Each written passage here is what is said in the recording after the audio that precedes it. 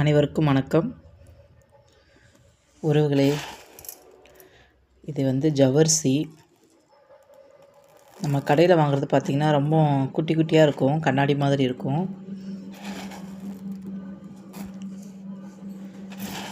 எங்கள் ஊர் சைடு கிழங்கு மில்லு இருக்கு இல்லைங்களா, மரவள்ளி கிழங்கு சொல்லுவீங்கள்ல, அந்த மில்லு இந்த நம்ம பக்கம் அதிகமாக இருக்கும்.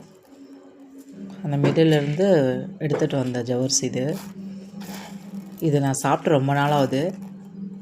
அதுக்காகத்தான் இந்த பதிவு, எப்படி சாப்பிட்டேன், எந்த மாதிரி செஞ்சு சாப்பிட்டேன் அப்படின்னு.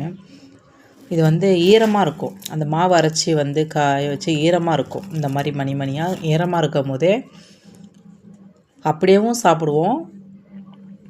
அதை மில்லுலேயே ஒரு மிஷின் மாதிரி இருக்கும். அதில் தேங்காய் எண்ணெய் ஊற்றி சூடு பண்ணி அடுப்பில் சூடு பண்ணி சாப்பிடுவாங்க. அது ரொம்ப டேஸ்ட்டாக இருக்கும். ஆனால் இது ரொம்ப காஞ்சது, இது காய வச்ச ஜவ்வரிசி.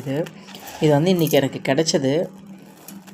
சரி, ரொம்ப நாள் ஆகுது, இது எப்பவும் போல் நம்மளும் வறுத்து சாப்பிடுவோமே அப்படின்றதுக்காக நான் வாங்கினேன். இது பாருங்கள், இப்போ வறுத்துருக்கேன்.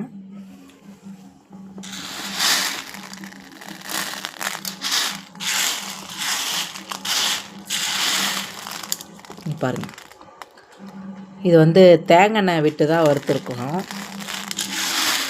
இதில் அந்த தேங்காயோட டேஸ்ட்டு, அந்த ஒரு வாசம், இது எல்லாமே சூப்பராக இருக்கும்.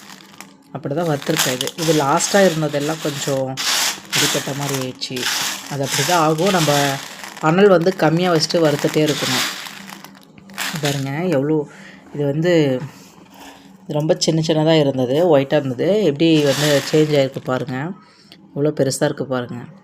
இது சூப்பராக இருக்கும், சாப்பிட்டு பாருங்கள். இது ஃபுல்லாகவே தேங்காய் எண்ணெயில் தான் வறுத்தேன், செம்மையாக இருக்கும்.